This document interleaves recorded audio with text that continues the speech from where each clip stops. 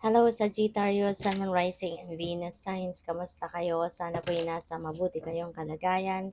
Welcome back po sa Star Tarot. At kung bago kayo rito, welcome din po kayo. Please subscribe, like, share my videos, and leave me a comment kung nakaresonate po kayo. Thank you. So, first card ni Sagittarius. Holy moly, napakaganda. Swerte. Sagittarius. Uy, ang swerte mo. Sagittarius, you're very lucky in terms of money, in terms of material things sa ngayon. Meron kayong sudden wealth. So, this is windfall of money na po pwedeng dumating sa inyo. And this could be, coming from various sources. Depende sa inyong sitwasyon. Kung kayo'y tumataya sa mga game of chance, maaaring ito na yung pagkakataon na mabibiyayaan na kayo ng panalo, puwedeng gano'n, ano? Or it could come from other sources, 'no? This is windfall, so pupuwedeng bigla na lang merong magbibigay sa'yo, may maaaring magpapamana sa'yo, merong pera, 'no? Merong inflow of money dito na hindi ninyo 'yan inaasahan. Hindi ninyo 'yan pinagtrabahuan, kumbaga. Hindi 'yan galing sa trabaho, hindi yan galing sa negosyo ninyo, hindi, 'no. This could be a gift talaga para sa iyo ng divine. And, meron din tayong gift. So, yun, speaking of regalo, 'di ba? So, merong regalo din na matatanggap kayo, pupuwedeng malaking amount of money ito, 'di ba? Maaaring si sudden wealth, ito yun, 'no? Na maaaring merong magraregalo sa inyo ng malaking pera, maaaring pamana sa iyo 'to. Baka ngayon madidiskubre mo na, 'di ba, isa palang malaking savings, 'no, sa bangko ang pamana sa iyo, 'no, kung sino man, 'no, na maaaring magpamana sa iyo. Pupuwede rin na material na bagay ito na regalo sa iyo that has a big amount or merong mataas na value, 'di ba? Something precious, puwedeng alahas, ganyan. Or pupuwede rin na yung matatanggap mong regalo is a non-tangible gift, pupuwedeng opportunity, you know?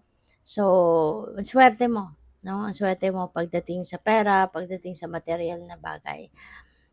May panawagan din sa inyong spirit, 'no, na mag-ingat kayo, okey? Be extra cautious, maging maingat, maging keen observer kayo sa paligid, 'no, and make sure na yung mga valuables ninyo, anything na importante sa'yo, mahalaga, whether that is pera, kayamanan, dokumento, mga kung ano, mga plano ninyo, pangarap ninyo, anything valuable para sa'yo, tangible or non-tangible, pag-ingatan ninyo. Okay? Make sure na pag-iingatan ninyo ito. Huwag kayong mag-share sa iba ng mga impormasyon mahalaga, 'di ba? Mga plano ninyo, dreams ninyo, just keep it close to your heart.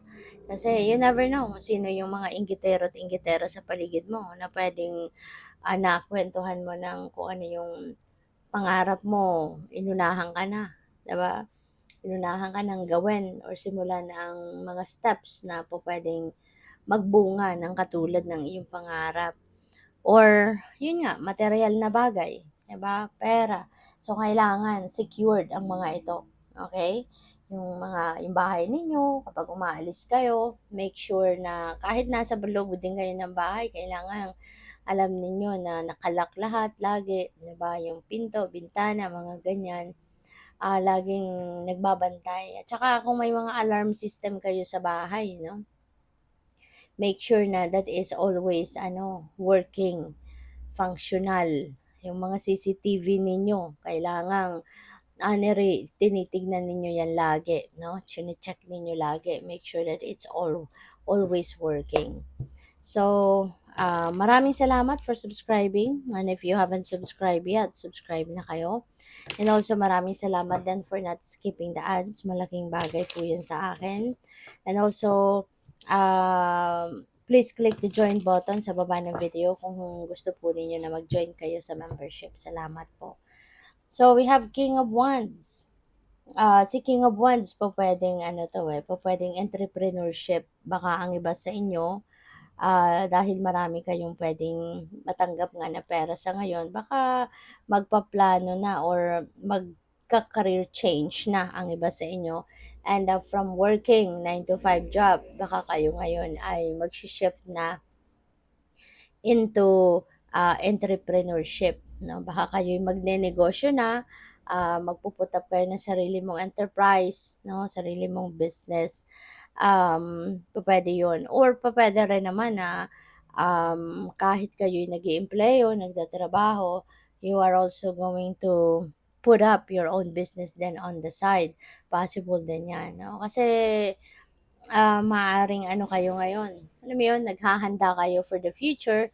You are making sure 'no, na magkakaroon kayo ng konkretong source ng income, ng pera to support yourself and your family.